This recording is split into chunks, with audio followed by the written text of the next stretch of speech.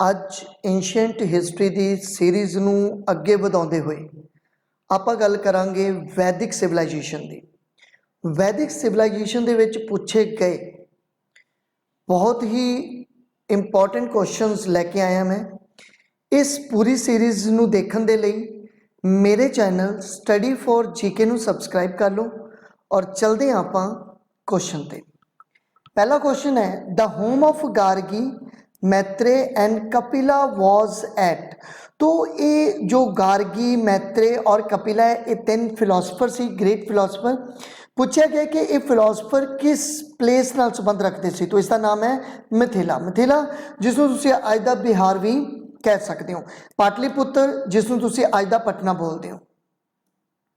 Which of the following Ved provide information about the civilization of early Vedic age? Early Vedic age the information provide ਕਰਨ ਵਾਲਾ ਇਹਨਾਂ ਵਿੱਚੋਂ ਕਿਹੜਾ वेद है? तो ਆਪਾਂ सब जानते हैं कि सब तो पुराना वेद है ऋग्वेद, इस करके ऋग्वेद ही early Vedic age ਨੂੰ जो हैगा ਉਹ रिप्रेजेंट करता है।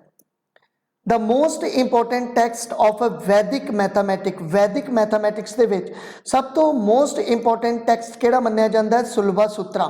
ਸੁਲਭਾ ਸੂਤਰਾ ਜੋ ਹੈ ਉਹ ਸ਼ਰੂਤਾ ਸੂਤਰਾ ਦਾ ਪਾਰਟ ਹੈ ਔਰ ਇਸ ਦੇ ਵਿੱਚ ਜਿੰਨੇ ਵੀ ਹਵਨ ਕੁੰਡ ਹੁੰਦੇ ਸੀ ਉਸ ਸਮੇਂ, ਕਿਉਂਕਿ ਉਸ ਸਮੇਂ ਜੋ ਪੂਜਾ ਹੁੰਦੀ ਸੀ ਉਹ ਹਵਨ ਕੁੰਡ ਤੋਂ ਹੁੰਦੀ ਸੀ, ਤਾਂ ਹਵਨ ਕੁੰਡ ਦਾ ਜੋ ਸਟਰਕਚਰ ਹੈ ਉਸ ਨੂੰ ਡਿਟੇਲ ਦੇ ਵਿੱਚ ਬਿਆਨ ਕੀਤਾ ਗਿਆ ਹੈ ਸੁਲਭਾ ਸੂਤਰਾ ਦੇ ਵਿੱਚ।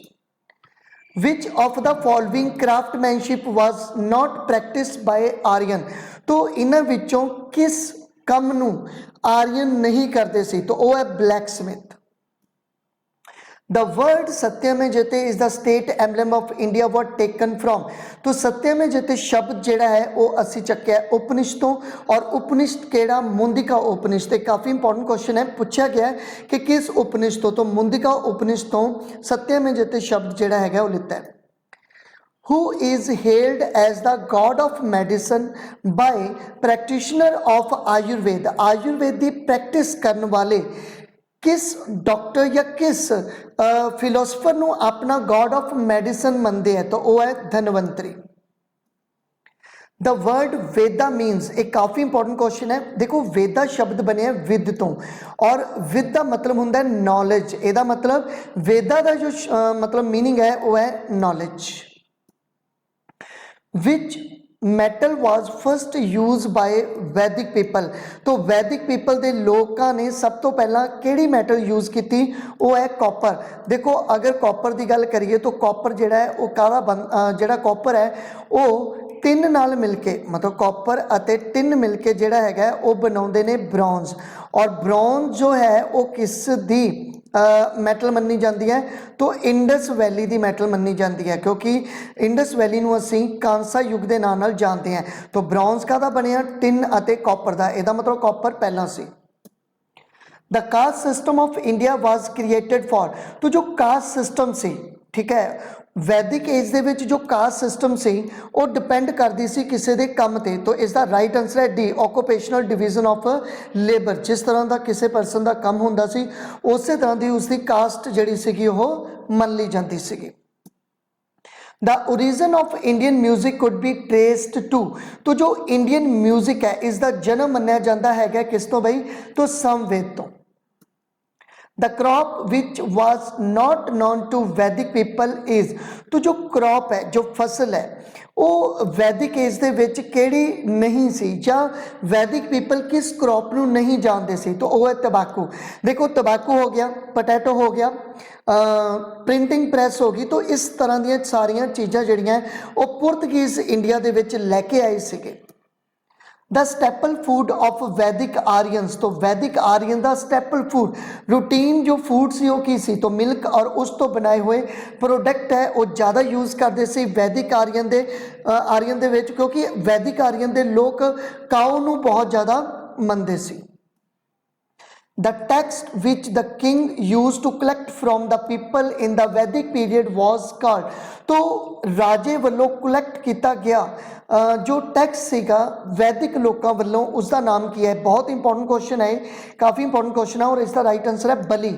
बलि नाम का एक टैक्स है। अच्छा, बलि नूं सैक्रीफाई नाल डील नहीं करना। बलि मतलब किसी देवी देवते नूं बलि चढ़ाना नहीं है।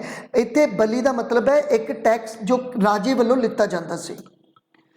विच one of the following stage of life. देखो लाइफ दियाँ जो स्टेज है, ठीक है, मतलब कोई परसन की लाइफ और उसकी लाइफ दियाँ स्टेज आर्यन सोसाइटी दे विच किहड़ियां मन्नियां जांदियां सी और उसका जो असेंडिंग ऑर्डर देना है आपां। तो देखो ये सब तो पहला ब्रह्मचार्य आंदा। स्टूडेंट लाइफ दे विच कहंदे ने कि ब्रह्मचार्य अपनाना चाहिए, फिर गृहस्थी जीवन आ जाता है, फिर वानप्रस्थ आ जाता है, फिर संन्यास आ जाता। तो इसका राइट आंसर है ए। The Rigved Aryan were a pastoral people is born out by the fact that देखो जेड़े वैदिक आर्यन जेड़ा सीगे वो पैस्ट्रॉल पीपल सी, मतलब देहाती लोग सीगे, ठीक है। तो born out by the fact that वो केड़ी मतलब चीज़ है जो इन्हों रिप्रजेंट करती है कि हाँ वो देहाती सी। तो there are many reference to the cow in Rigveda. Rigveda विच काउ का जिक्र बहुत ज़्यादा मिलता है। Most of wars were fought for the sake of cow. Cow के लिए बहुत सारिया लड़ाइयाँ लड़िया गई और गिफ्ट के विच जो प्रिस्ट सी, जो साधु हुंदा सी या कोई मंदिर का पुजारी हुंदा सी, उन्होंने गिफ्ट दिता जाता सी काउ। इस करके इसका राइट आंसर है D. The Aryans succeeded in their conflict with the pre-Aryans because, तो इसका जो राइट आंसर बनेगा वो बनेगा they used chariots driven by horses, कि वो घोड़ियां नू यूज करन दे नाल नाल रथां नू भी यूज करन लग गए सी। Who among following was the pioneer of yoga. अगर मैं योगा की गल करा, योग गुरु के रूप में मन्निया जाता है पतंजलि नूं। Who among the following was not a physician। तो इन्हां विचों किहड़े फिजिशियंस नहीं है, तो वो चरकवा नहीं है। The first grammarian of the Sanskrit language. देखो संस्कृत लैंग्वेज के सब तो पहले जो ग्रामेरियन सीगे वो सीगे Panini. Which one of the following Veda contain sacrificial formulae. जो मतलब बलि दी जाती सी, तो बलि किमें देनी है, किस नू बलि देनी है, कदों बलि देनी है, इन सारिया चीज़ों का जो जिक्र है वो किस वेद तो सानू मिलता है। तो अगर आप गल करिए तो ये मिलता है सानू यजुर्वेदा तो। काफ़ी इंपॉर्टेंट क्वेश्चन है, यजुर्वेदा तो इसकी जी है वो जानकारी मिलती है। सब्जैक्ट मैटर विच मनु सिमरती। देखो मनु सिमरती लिखी गई सी मनु वालों और मनु सिमरती डील करती है ला किन्हां दे, हिंदुआं दे ला, ठीक है, कि उन्हें कोई बच्चा पैदा होया तो उदों की रीति रिवाज करने हैं, किसी परसन की डैथ हो जाती है तो उदों की रीति रिवाज करने हैं। तो इत्थे एक इंपॉर्टेंट क्वेश्चन मेरे दिमाग में आता है कि मॉडर्न मनु के नाम किनू जाना जाता है। तो याद रखियो मॉडर्न मनु के नाम जाना जाता है डॉक्टर BR अंबेडकर नू। बहुत इंपॉर्टेंट क्वेश्चन है। Name the temple in Cambodia. Cambodia दे विच एक टैंपल है जिथे रामायण अते महाभारत का जिक्र मिलता है और ये केड़ा टैंपल है, तो वह है अंकोर वट। काफ़ी इंपॉर्टेंट क्वेश्चन बनता है ये भी। The term Upanishad literally means. तो देखो उपनिषद का जो लिटरली मीनिंग है उसका मतलब की है, तो उसका मतलब है सिटिंग नियर। सिटिंग नियर मतलब देखो अपने गुरु के कोले बैठ के ज्ञान प्राप्त करना ही उपनिषदां की जो हैगी वो फिलोसफी मन्नी जाती है। The Sheikh who is said to have Aryanized South India was। देखो जो साउथ इंडिया दे विच आर्यंस दा जो डिवेलपमेंट हुई है ये कितों मन्निया जाता है, तो ये मन्निया जाता है अगस्त्या तो। देखो Agastya was the first to write grammar of Tamil language. Tamil language की जी पहली ग्रामर सी अगस्त्या ने लिखी सी और he spread the Aryan culture and literature in South India. The origin of Indian music can be traced to which of the following Vedic samhitas। तो इसका right answer बनेगा समवेदा। देखो समवेदा तो सम का मतलब ही है मेलोडी, मिठास। The earliest settlement of Aryan tribes were at, जिहड़ी अर्ली सैटलमेंट सीगी आर्यन दी वो हुई सी सप्त सिंधु। सप्त सिंधु 7 नदियां दी जो धरती मन्नी जाती है पंजाब, ठीक है, तो ये याद रखना है पंजाब। तो पंजाब दे विच उस समय 7 रिवर्स वगदियां सीगियां जिथे सब तो पहला आर्यन ने आके अपना जिहड़ा सी वो सैटलमेंट कीती सीगी। Who compile the tales of the Panchatantra, Panchatantra दी कहानियां किसने लिखियां? पंचतंत्र दी जो कहानियां वही कि एक किसान उसके 4 पुत्र या मुर्गी दे अंडे वाली जो ये कहानियां बचपन में आप सुनते आए हैं, ये पंचतंत्र दी ही कहानियां सी। और इन्हां कहानियां नूं लिखिया विष्णु शर्मा ने। बहुत इंपॉर्टेंट क्वेश्चन है। The first to invent India were the, तो इन्हां विचों सब तो पहला भारत ते अटैक करने वाले सीगे Aryan.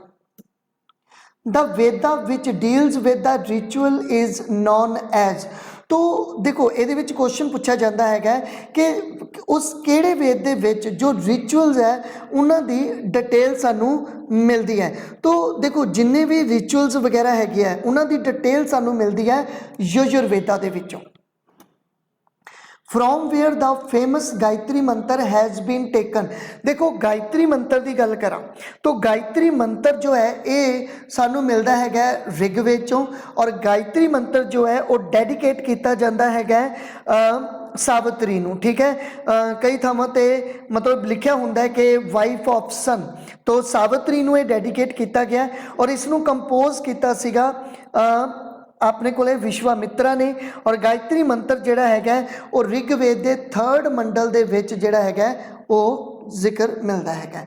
The Upanishad are the, देखो उपनिषद का मतलब है source of A Hindu philosophy. Source of Hindu philosophy जिहड़ा है वो उपनिषदां का मतलब जिहड़ा या उन्हां दी फिलोसफी है मन्नी जाती है।